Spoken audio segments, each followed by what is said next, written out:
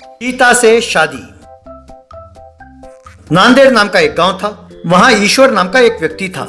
वो बहुत अच्छा व्यक्ति था, पर जरा मुंह फट था। ईश्वर किशनचंद की बेटी रीतू से प्यार करता था। एक दिन वो किशनचंद के पास गया और, अंकल जी, मुझे रीतू से प्यार है, आप जल्दी से जल्दी हमारी शादी करा दीजिए। आप हमारी शादी कराते हो या फिर हम?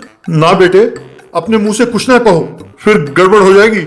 चिंता ना करो, मैंने जैसे चाहा था तुम एक अच्छा आदमी बने हो। अब मुझे मेरी बेटी की कोई चिंता नहीं है। कल ही तुम दोनों की शादी है, तैयारी कर लो। ईश्वर खुशी खुशी जंगल के रास्ते से अपने घर जा रहा था। खुशी के मारे ईश्वर, अरे कल ही मेरी शादी है, ईश्वर की शादी है, रीतू घर वाली है, मजा आने वाला है। यूं जोर जोर से गाता हुआ जा रहा था कि तपस्या भंग होने पर मांत्रिक गुस्सा होकर, हे मूर्ख, ये क्या बकवास गाना गा रहे हो? गधों की तरह रेंगते हुए दफा हो जाओ यहाँ से। क्या मुझे गधा कहते हो? तुम अपने आप को कोयल समझते हो? वैसे तुम हो कौन और ये तुम्हारा अवतार क्या है? ये एक थप्पड़ मारा बस निकल जाएगा सब कुछ। ज्यादा बोल रहे हो, और थोड़ी देर तुम यहाँ रहे तो पता नहीं मैं क्या कर बैठूंगा। अच्छा, तुम मुझे क्या कर लोगे? अपने आप को बड़ा हीरो समझते हो? जरा एक बार अपने आप को देख तो लो। अगर मैंने जोर से फूंक भी मारा ना तो तुम उड़ जाओगे। हिम्मत हो तो कुछ करके दिखाओ, देखता हूँ। मेरा अपमान करते हो? अब देखो। कहकर अपने हाथ के मंत्र छड़ी को घुमाया। बस हिला चुके अपनी छड़ी। मुझे कुछ नहीं होने वाला, और जितना मर्जी हिलाते रहो अपनी छड़ी को, मैं चलता हूँ, कहकर चला गया। अब रात हुई। अपने कमरे में सो रहे ईश्वर अचानक एक चीता में बदल गया। वो देखकर वो दंग रह गया और अपने मन में, ये क्या, ये मुझे क्या हो गया? मैं सचमुच बदल गया या ये मेरा वहम है? बाहर जाकर देखता हूँ तो पता चलेगा, कहकर बाहर आया। अब लोग चीता को देखकर भागने लगे। ये देखकर ईश्वर, अरे यार मैं ईश्वर हूँ, अरे मुझे बचाओ यार, तुम लोग मुझे देखकर क्यों भाग रहे हो, कहकर उनके पीछे भागा।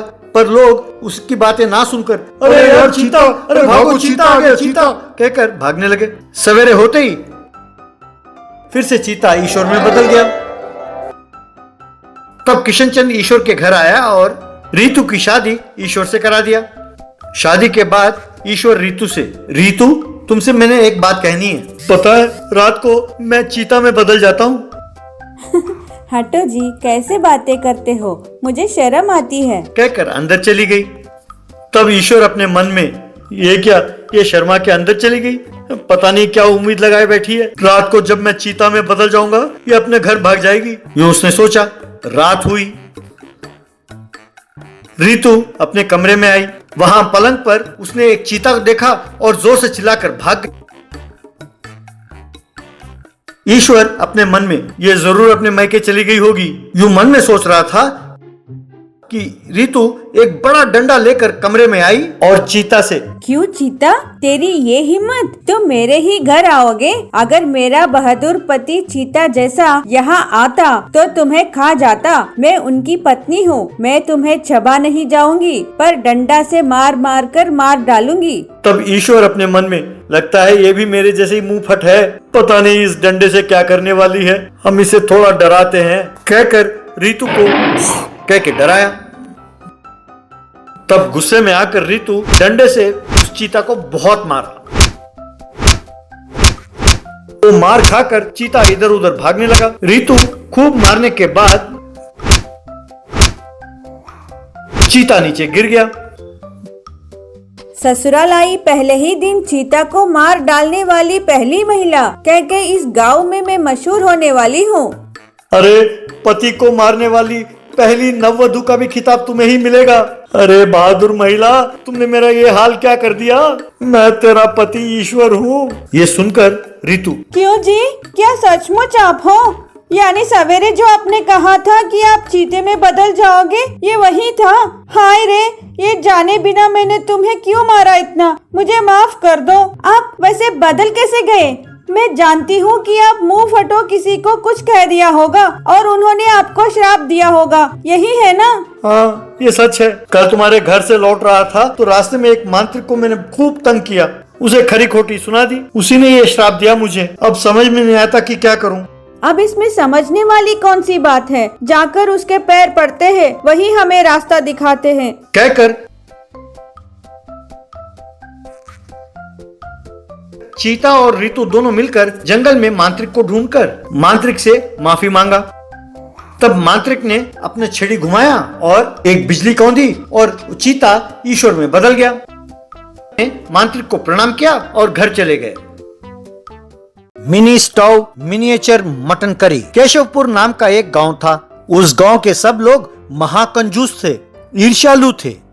उस गांव में कोई भी धंधा शुरू करता तो उसे 2 दिन से ज्यादा चलने नहीं देते थे और बंद करने पर मजबूर कर देते थे। खास तौर पर बबलू और चिंटू बहुत खतरनाक थे। उस गांव में बलदेव नाम का एक व्यक्ति व्यापार करने आया। बलदेव ने एक होटल शुरू किया। बलदेव अपनी पत्नी से, देखो वैशाली, ग्राहक भगवान होते हैं, उन्हें कोई तकलीफ नहीं होनी चाहिए। ऊपर से हम अनजान गांव में आए हैं। ठीक है जी। अब उनके होटल के बाहर खड़े बबलू और चिंटू उस होटल को ताक रहे थे। बलदेव ने उन्हें देखा तो, आओ भाई आओ। यार चिंटू, वो खुद हमें बुला रहा है। बेचारा, अपने बारे में वो जानता नहीं है ना। चलो उसका हाल पूछते हैं। 2 दिन में बोरिया बिस्तरा बांधने पर मजबूर कर देते हैं, कहकर अंदर गए। बबलू और चिंटू होटल में बैठे। बबलू बलदेव से, क्यों चाचा, प्लेट कितने का है? 1 प्लेट 20 रुपया है बेटा। ये तो बहुत सस्ता है। ठीक है, 1 प्लेट लाइए। तब बलदेव 1 प्लेट में नाश्ता लेकर आया। बबलू और चिंटू 1 प्लेट में ही खाने लगे। इस तरह बबलू और चिंटू ने मिलकर 20 प्लेट खाया। बाद में बबलू कैश काउंटर पर बलदेव के पास आकर, ये लो, दोनों का मिलाकर 20 रुपए। ये सुनकर बलदेव, पर आप दोनों ने मिलकर 20 प्लेट खाया है ना? हेलो महाशय, हम दोनों ने सारा नाश्ता 1 ही प्लेट में खाया है। आपने कहा ना कि प्लेट 20 रुपए का है, तो बस ये रहे 20 रुपए। ज्यादा नखरे किए तो सोच लो, तुम हम लोगों को नहीं जानते, ये होटल बंद करा देंगे। अरे ठीक है, जाओ जाओ, मेरी किस्मत है। यूं हर रोज आने वाले ग्राहक किसी ना किसी बहाने झगड़ा मोल लेकर बिना पैसे दिए चले जाते थे। नतीजा ये हुआ कि बलदेव का बहुत भारी नुकसान हो गया। कर्जदार आकर बलदेव को तंग करने लगे। इस तरह कुछ दिनों में ही बलदेव को अपना धंधा बंद करना पड़ा। गांव छोड़कर जा रहे बलदेव और वैशाली से, क्यों चाची, चाचा जी हमारी मार बर्दाश्त नहीं कर पाए है ना? वापस मत लौटना। कोई हमारे गांव में धंधा करे ये हमें बर्दाश्त नहीं होता। बाद में बलदेव और वैशाली जंगल के रास्ते से जा रहे थे कि उन्हें अच्छे पकवान की खुशबू आने लगी। वैशाली बलदेव से, क्या जी, आसपास कोई नजर तो नहीं आता? पकवान की खुशबू कहाँ से आ रही है? वाह, क्या खुशबू है। इतनी चिंता होते हुए भी ये खुशबू मन मोह रही है। जो भी ये पका रहा है वो वाकई माहिर होगा। हाँ, मैं भी यही सोच रहा था, पर यहाँ कोई कहीं नजर नहीं आता, कहकर ढूंढने लगे तो एक जगह उन्हें कुछ लिलीपुट खाना पकाते हुए नजर आए। बलदेव और उसकी पत्नी को देखकर लिलीपुट घबरा गए। उनसे बलदेव, आप लोग ना घबराएं, हम आपको कुछ नहीं कहेंगे। हम खुद बहुत परेशान हैं। आप जैसे छोटे प्राणियों को हानि पहुंचाकर हम और पाप नहीं करना चाहते। वैसे इतना स्वादिष्ट खाना बनाने वाला व्यक्ति है कौन? ये सुनकर लिलीपुट, यही है वो, इसका नाम सोमू है। हम सब रसोइये ही हैं। हमारे गांव में हम गरीब हैं। हम शादी के लायक हो गए हैं। हमारे यहाँ ये रिवाज है कि शादी में लड़की को ढेर सारा सोना देना होता है, इसलिए सोना ढूंढने के लिए हम यहाँ आए हैं। आपकी क्या समस्या है? तब बलदेव ने उन्हें बताया कि कैसे गांव में होटल शुरू किया, कैसे गांव वालों ने उन्हें ठगा, कैसे उसका नुकसान हुआ और कर्जदारों ने कैसे तंग किया। सब बताया। एक काम करते हैं, होटल दोबारा चलाते हैं, हम खाना बनाते हैं, पैसे मिले तो हमें थोड़ा सोना देना, ठीक है? बलदेव खुशी से मान गया।